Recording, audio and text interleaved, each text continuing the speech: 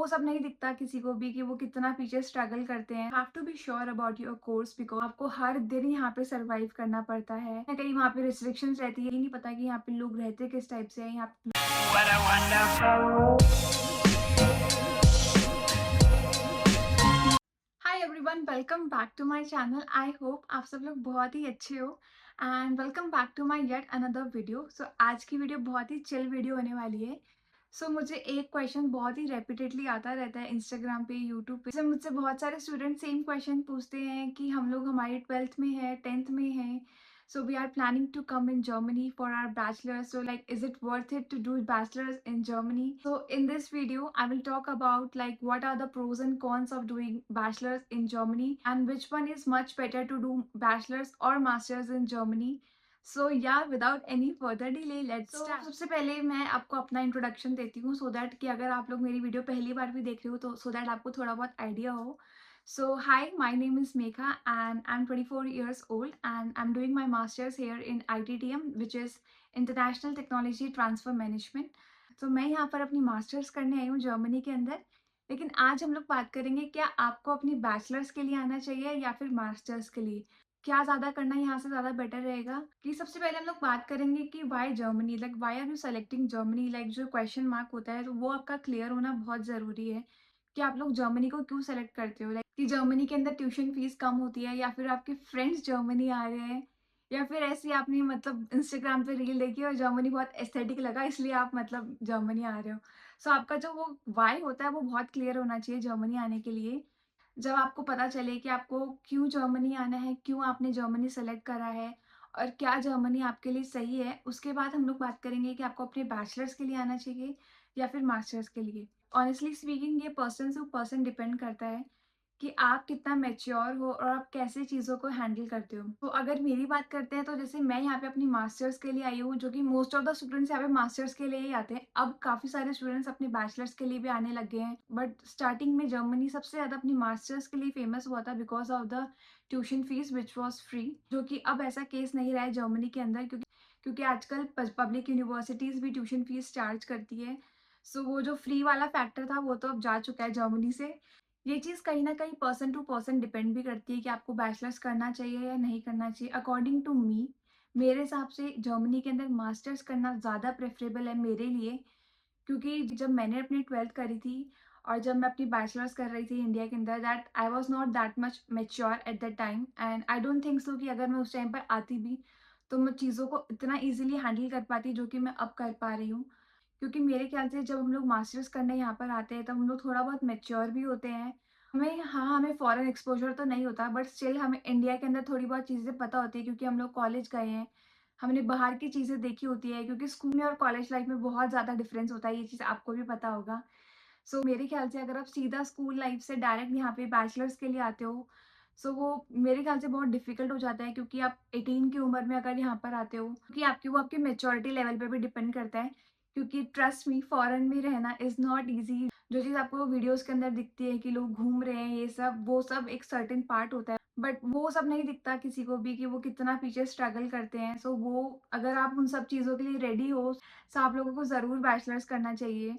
और फिर सेकंड में अगर बात करती हूँ, तो अगर आप लोग जब जर्मनी के अंदर बैचलर्स करने के लिए आते हो, आपके पास थोड़े बहुत लिमिटेड ऑप्शंस होते हैं, क्योंकि मास्टर्स के अंदर आपको इंग्लिश टॉट प्रोग्राम ज़्यादा मिल जाते हैं as compare to bachelors. Bachelors के अंदर आपके बहुत ही लिमिटेड ऑप्शंस होते हैं इंग्लिश टॉट प्रोग्राम्स के। आपके पास ज़्यादा कोर्सेज़ नहीं रहेंगे चूज़ करने के लिए, but as compare to masters आपको बहुत सारी universities English taught programs offer करती है, जो कि बहुत ही प्रेस्टीजियस एंड काफ़ी हाई लेवल के कोर्सेज़ होते हैं, जो कि आप बहुत अच्छे से कर सकते हो। फिर मैं बात करूँगी मनी के बारे में, क्योंकि वो भी एक बहुत बड़ा फैक्टर होता है अब्रॉड आने के लिए।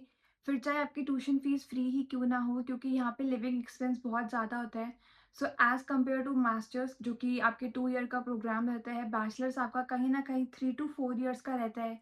वो कहीं न कहीं एक आपको फ़ाइनेंशियल कॉस्ट अगर आप वो बेयर कर पाते हो अपनी पार्ट टाइम जॉब से या फिर अपनी फैमिली की तरफ से, तो बहुत अच्छा है। अदरवाइज़ वरना वो आपको 3 से 4 साल आपको अपनी फ़ीस और अपना लिविंग एक्सपेंस दोनों कवर करना होता है, जो कि एक ज़्यादा बड़ी कॉस्ट बनती है एज़ कम्पेयर टू मास्टर्स। और जैसे कि मैंने बात करी कि जब एक मास्टर्स स्टूडेंट आता है, उसको ऑलरेडी थोड़ा बहुत इंडिया से एक्सपीरियंस होता है, उसने प्रोजेक्ट्स वगैरह करे होते हैं, इंटर्नशिप्स करी होती है और उसको कहीं न कहीं उसको क्लैरिटी होती है कि उसे कौन से कोर्स के अंदर जाना है, क्योंकि जब हम लोग स्कूल से निकलते हैं, क्योंकि आप सबको पता है जब हम लोग स्कूल से निकलते हैं किसी को भी इतनी क्लैरिटी नहीं होती कि उन्हें कौन-सी फ़ील्ड के अंदर जाना है, किस फ़ील्ड के अंदर अपना करियर बनाना है, कौन-सा पर्टिकुलर कोर्स उनके लिए बेटर रहेगा।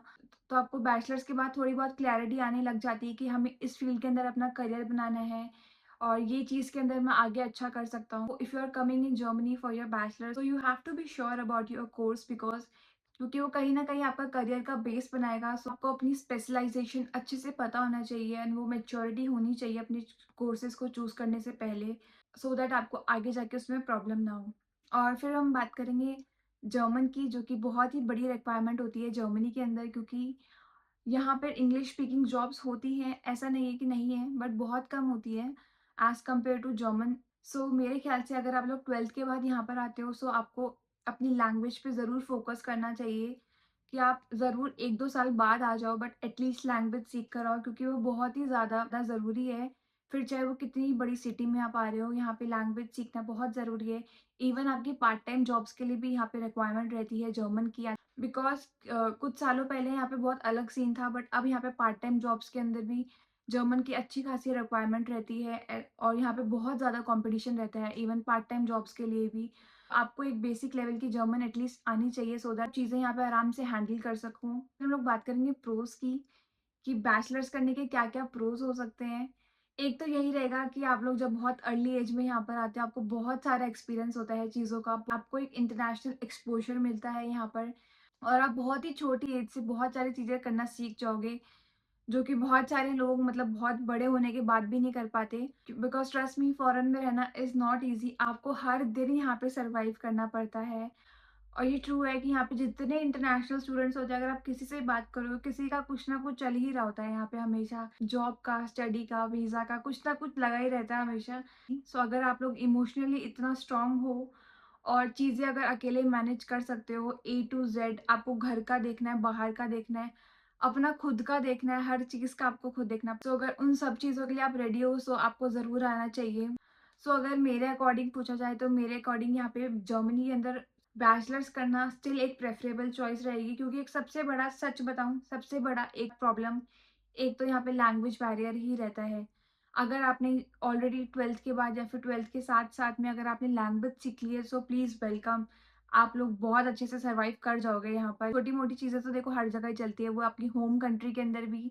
ऐसा नहीं है कि वहाँ पे आप स्ट्रेस फ्री हो, बट वहाँ पे बस ये होता है कि आपके पास फैमिली होती है, यहाँ पे आपके पास फैमिली नहीं होती, जो कि एक बहुत बड़ा फैक्टर रहता है। बट हाँ, अगर आप लोग लैंग्वेज सीख लोगे, बहुत प्लस पॉइंट हो जाएगा वो। अगर आप लोगों को अच्छे से पता, माइंड अच्छे से क्लियर है कि आपको किस चीज़ के अंदर आपको अपना कोर्स करना है और कहाँ पे आपको अपना करियर बनाना है, सो आपके लिए बहुत अच्छा है, फिर आपको ज़रूर आना चाहिए बैचलर्स के अंदर। चीज़ हर किसी पे अलग-अलग डिपेंड करती है, क्योंकि बहुत सारे लोगों के लिए बेस्ट चीज़ वही है, क्योंकि उन लोगों का बहुत अच्छा एक्सपीरियंस रहा है, क्योंकि उन्होंने बहुत ही अर्ली एज से वो लोग इतनी सारी कंट्रीज़ घूम पाए, इतना सारा एक्सपीरियंस कर पाए, जो कि वो लोग कहीं न कहीं अपनी होम कंट्री के अंदर नहीं कर पाते। क्योंकि कहीं न कहीं वहाँ पे रिस्ट्रिक्शंस रहती है, इतनी अपॉर्च्युनिटीज़ नहीं मिलती, और जब कहीं न कहीं आप जब फैमिली के आस-पास रहते हो, वो एक कम्फर्ट लेवल हमेशा रहता है। सो आप जब उस कम्फर्ट लेवल से बाहर आते हो, तो आप बहुत सारी नई-नई चीज़ें सीखते हो, not just about international exposure, आप खुद के बारे में इतना सारा चीज़ें सोचते हो। तो मेरे हिसाब से यहाँ पर आने के बाद हर कोई इतना ज़्यादा चेंज हो जाता है, क्योंकि उन्होंने इतनी सारी चीज़ें एक्सपीरियंस कर ली होती है एक छोटे से टाइम पीरियड के अंदर, जो कि मेरे ख्याल से वो अपनी होम कंट्री बहुत सालों तक भी नहीं कर सकते वो चीज़ एक्सपीरियंस। और प्लीज़ ऐसा मत सोचना कि मैं किसी को डीमोटिवेट कर रही हूँ या फिर कुछ। ये एक मैं यहाँ की ऑनेस्ट रियलिटी बता रही हूँ, क्योंकि जितना मैंने देखा है, जितना मैंने लोगों से बात करके देखा है, तो कहीं न कहीं मास्टर्स करना जर्मनी से ज़्यादा बेटर है, क्योंकि आपके अंदर एक सर्टेन लेवल की मैच्योरिटी होती है। क्योंकि आपको इंडिया से थोड़ा बहुत एक्सपीरियंस होता है वर्ल्ड का, काम करने का, इंटर्नशिप्स, प्रोजेक्ट्स, आपका प्रोफाइल अच्छा होता है। सो कहीं न कहीं आपको आगे वर्किंग स्टूडेंट में और फुल टाइम जॉब्स में थोड़ा ईज़ी रहता है, जो कि एज़ कम्पेयर टू बैचलर्स में नहीं रहता। बट बहुत सारे स्टूडेंट्स ऐसे भी हैं जिन्होंने बैचलर्स करते समय वर्किंग स्टूडेंट किया है। तो मैं बस ये कहना चाहती हूँ कि अगर आप लोग यहाँ पे बैचलर्स के लिए आते हो, सो बी प्रिपेयर्ड मेंटली स्पेसिफिकली, क्योंकि आपको यहाँ पे मेंटली स्ट्रांग होना बहुत ज़्यादा इंपॉर्टेंट होता है। और आप किनके साथ यहाँ पे रहते हो, आपका आस-पास का एटमॉस्फेयर कैसा है, आप किन लोगों की कंपनी में रहते हो, वो भी बहुत मैटर करती है। आपकी मेंटल हेल्थ पे और आपकी खुद की पर्सनैलिटी के ऊपर भी, क्योंकि यहाँ पे बहुत सारे ऐसे स्टूडेंट्स होते हैं जो सिर्फ़ और सिर्फ़ पार्टीज़ करते हैं, उनको क्लासेस अटेंड नहीं करते, उनको लगता है कि बस यहाँ पर आ गए, तो अब तो हो ही जाएगा कुछ ना कुछ। ऐसा नहीं होता है, यहाँ पे आते ही सब कुछ नहीं होता है। यहाँ पर आप सोचो ना, आप एक कंट्री के अंदर आ रहे हो, आप ज़ीरो से स्टार्ट करते हो, ज़ीरो से। आपको यहाँ का कुछ भी नॉलेज नहीं है, आपको ये नहीं पता कि यहाँ पे लोग रहते किस टाइप से हैं, यहाँ पे लोग बात किस तरीके से करते हैं। इनका रहन-सहन, उठना-बैठना सब बहुत डिफरेंट होता है आपकी होम कंट्री से। मुझे लगता है एक सर्टेन लेवल ऑफ मैच्योरिटी बहुत ज़रूरी है, जो कि बहुत सारे स्टूडेंट में बहुत अर्ली एज पे भी आ जाता है और वो लोग बहुत ईज़िली मैनेज भी कर लेते हो। क्योंकि कहीं न कहीं देखो, जब तक आप अपने कम्फर्ट ज़ोन से नहीं निकलोगे, तब तक तो आपको नहीं पता चलेगा। मुझे भी नहीं पता था, आपको भी नहीं पता चलेगा। सो आपको वो कम्फर्ट ज़ोन से निकलना तो ज़रूरी है, but please be ready for everything. ये मत सोचना कि यहाँ पे आपको सब कुछ प्लेट में मिल जाएगा, यहाँ पे नहीं होता है ऐसा। You have to earn everything here starting from zero. अगर आप लोग बहुत स्ट्रॉन्ग हो और इमोशनली बहुत स्टेबल हो, सो आप सबका यहाँ पे वेलकम है, ज़रूर आओ। बहुत आपकी लाइफ का बेस्ट एक्सपीरियंस हो सकता है। आप यहाँ पे इतनी सारी चीज़ें सीखोगे that you will not believe. क्योंकि जब हम लोग अर्ली एज में होते हैं, हम लोग इतने अडैप्टेबल होते हैं, हम लोग हर चीज़ों को बहुत क्विकली सीख जाते हैं और बहुत जल्दी अडैप्ट कर लेते हैं, तो वो एक बहुत ही बड़ा प्लस पॉइंट रहता है और हम हर सिचुएशन को हैंडल कर सकते हैं कहीं न कहीं। सो हाँ, ये आपकी पर्सन टू पर्सन डिपेंड करता है कि बैचलर्स वर्थ इट है या फिर masters. According to me, doing masters is much better than doing bachelors here. Still, if you have enough savings and you are emotionally strong, that you are welcome here. And I hope आप सबको इस video से थोड़ी बहुत information मिली होगी। And please don't think कि मैं किसी को डिमोटिवेट कर रही हूँ, because this is the reality. और ये बहुत, आप लोग जब यहाँ पर आओगे आपको खुद रियलाइज़ होगी वो चीज़। तो please be prepared for everything. फिर चाहे बैचलर्स करने के लिए आते हो या फिर मास्टर्स करने के लिए, आपको स्ट्रॉन्ग होना पड़ेगा। एंड या that's all for this video and I hope आप सबको ये वीडियो पसंद आई होगी। And I hope you find this video little bit informative and thank you so much for watching my videos. Bye.